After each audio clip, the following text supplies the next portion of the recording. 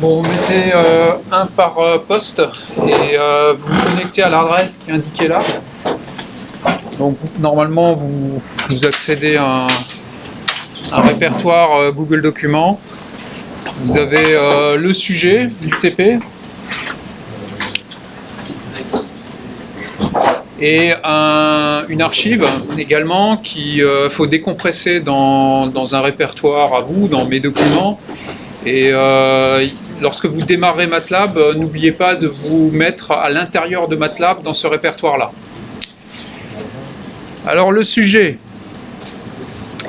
porte sur exactement le même robot que vous avez utilisé en TP de robotique, sauf que, vous voyez la différence ici, c'est qu'on a rajouté une caméra sur l'organe terminal. C'est ce repère RC.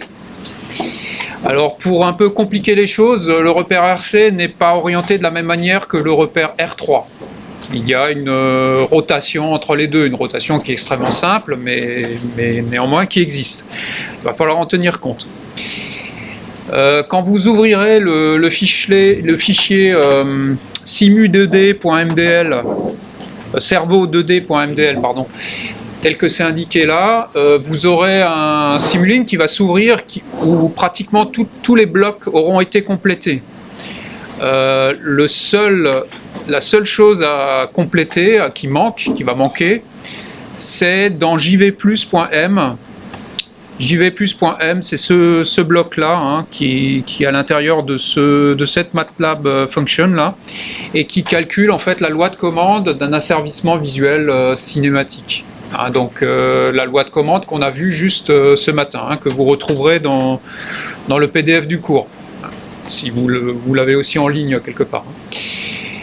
Donc vous lisez le sujet, vous essayez de comprendre le schéma bloc qui est là, hein, vous essayez de compléter le jvplus.m et à la fin vous devriez avoir dans l'interface graphique, hein, donc qui comprend cette fois-ci non seulement le bras que vous verrez bouger, mais également une caméra virtuelle.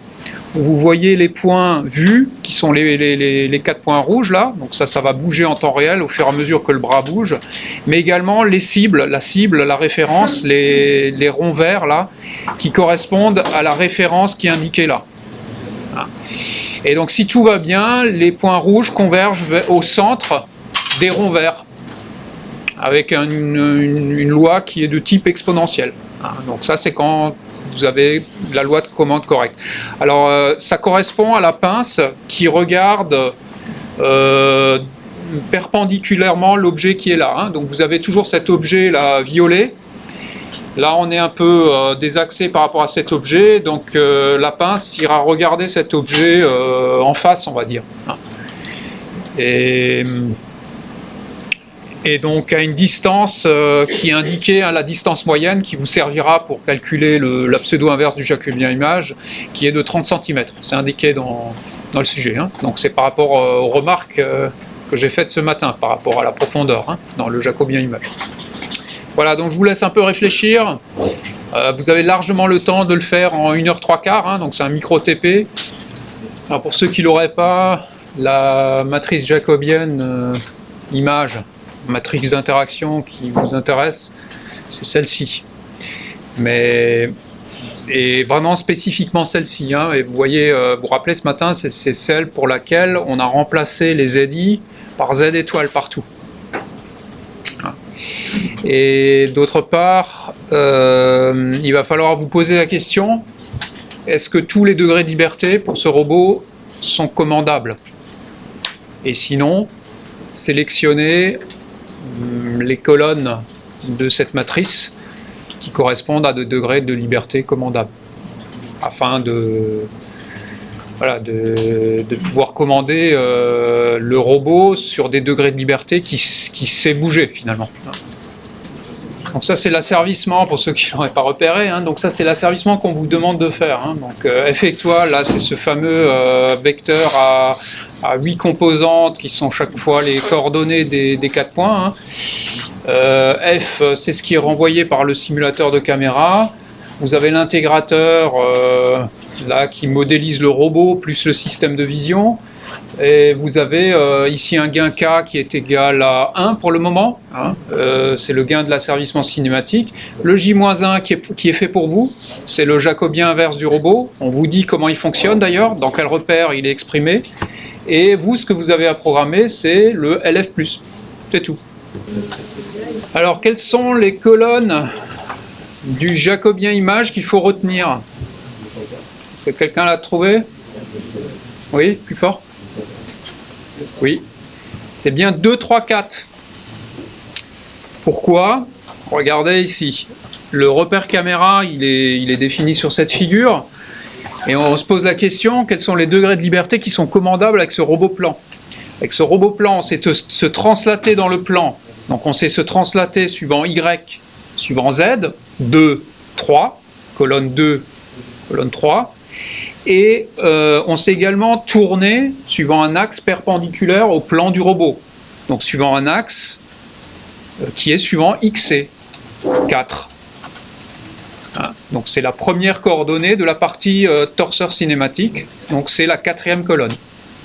Donc les seules colonnes qu'il faut coder là pour votre jacobien image, mais réduit au degré de liberté commandable sur ce robot, c'est les colonnes 2, 3, 4. 2, 3 pour les translations suivant Y et Z, 4 pour la rotation autour de X.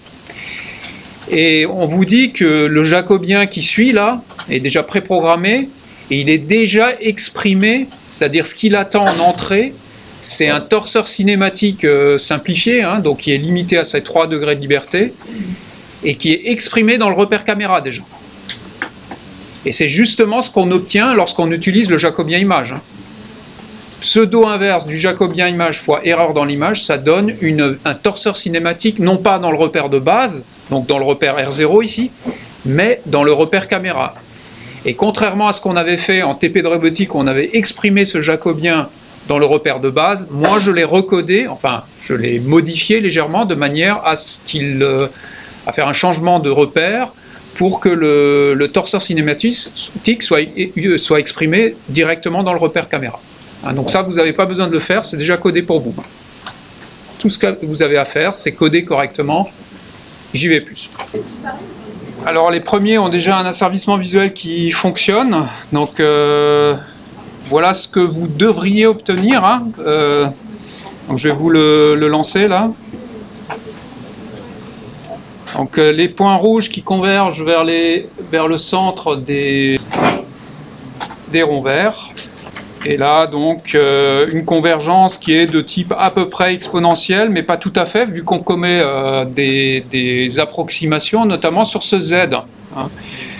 Et de toute façon on a 4 points, donc on sait que les trajectoires dans l'image ne peuvent pas être des droites. D'ailleurs ici je vous ai rajouté un scope XY, donc c'est un truc en plus que vous n'avez pas, hein, mais vous pourriez le rajouter, qui me trace en XY la trajectoire d'un des points.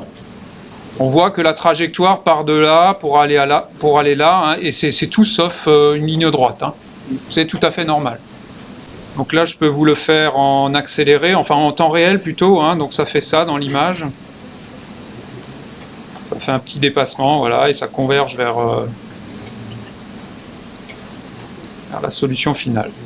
Le JV+, qui vous permet d'obtenir ça, il est là, hein, donc bon, ceux qui ont des bugs ou alors qui n'ont pas réussi à arriver jusque là, ça vous permet de débloquer pour la suite pour faire les questions qui suivent. Hein. Donc j'explique quand même, donc Gx, Gy, on vous dit que c'est égal à 1000. Z, le Z étoile là, du cours, hein, c'est égal à 0,3 mètres, hein, 30 cm. Et c'est ça l'approximation qu'on va commettre dans le jacobien. Hein. Donc on va tout figer à 30 cm alors que manifestement c'est pas le cas.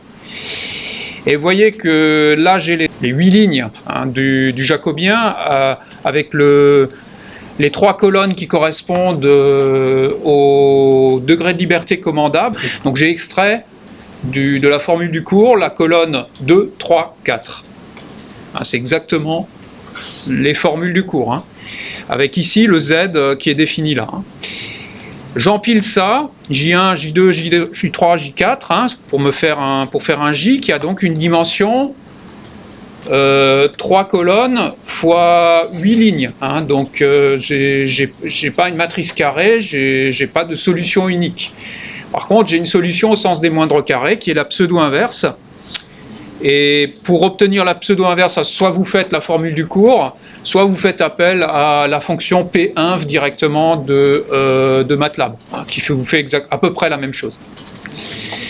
Et ensuite, il suffit de multiplier ce JV plus JVP hein, par le vecteur des erreurs dans l'image, donc c'est F de 1 à 8, pour obtenir R de dimension 3, qui est le torseur cinématique à envoyer au jacobien du robot.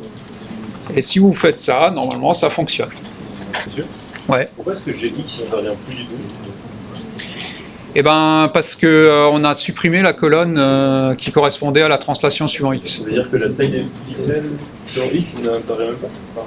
Non, ça veut dire que le robot se déplace, tu vois bien, il se déplace uniquement, il ne peut pas se déplacer en X, donc le grandissement suivant X, c'est comme si on... Ouais, c'est normal qu'il n'intervienne pas, c'est un robot plan. Il ne se déplace pas latéralement. Donc la première colonne où il y a les GX et les colonnes qui correspondent à des translations où il y a les GX disparaissent. Donc ouais, ce grandissement n'intervient pas. C'est normal. C'est parce que c'est un robot plan. Alors là, ensuite, on vous demande de tester la robustesse de l'asservissement par vision. Donc normalement, ce que vous devriez constater, c'est que c'est très robuste. Par exemple, ici, j'ai changé la profondeur de 30 à 20 cm. Donc je commets quand même une grosse erreur. Hein. 30% d'erreur, c'est gigantesque. Et vous voyez bon, que la trajectoire, certes, est quand même assez dégradée. Vous voyez, ça descend là pour finir par remonter. Donc on est encore plus loin de la trajectoire idéale qui serait la droite. Mais n'empêche, il arrive quand même à converger au bout d'un certain temps hein, vers la position désirée. De la même manière, si vous changez les paramètres intrinsèques de la caméra, le GX, GY, si vous regardez l'influence des GX, GY dans la matrice LF, vous constatez que ça intervient suivant des gains et ça n'intervient pas de la même manière suivant les translations et les rotations. Pour les translations, ça intervient en GX et pour les rotations, ça intervient en 1 sur GX. Donc au final, ça n'aura pas les mêmes effets de gain sur les translations et les rotations. Donc notamment si vous augmentez beaucoup GX ou GY, à ce moment-là, ça aura tendance à ralentir la translation et à accélérer au contraire la rotation. C'est ce que vous devriez observer. Donc là, dans cette simulation, par exemple, je vous ai mis un gain de 300 au lieu de 3 hein, dans la simulation et ça va effectivement beaucoup plus vite. Hein. Donc, vous voyez qu'il converge, je sais pas moi, 100 fois plus vite. Hein. On a vu en cours que si on a une caméra à 25 images par seconde qui est un standard, rien qu'en tenant compte du bloqueur d'ordre 0, on ne pourrait pas aller au-delà de 50. Hein, donc déjà ça, c'est totalement, ça serait totalement irréaliste en conditions réelles avec une caméra standard. Et vous pouvez essayer d'autres valeurs si vous voulez, monter à 3000, 3 millions et jusqu'à ce que ça marche plus. Je pense qu'à un moment ça marche plus.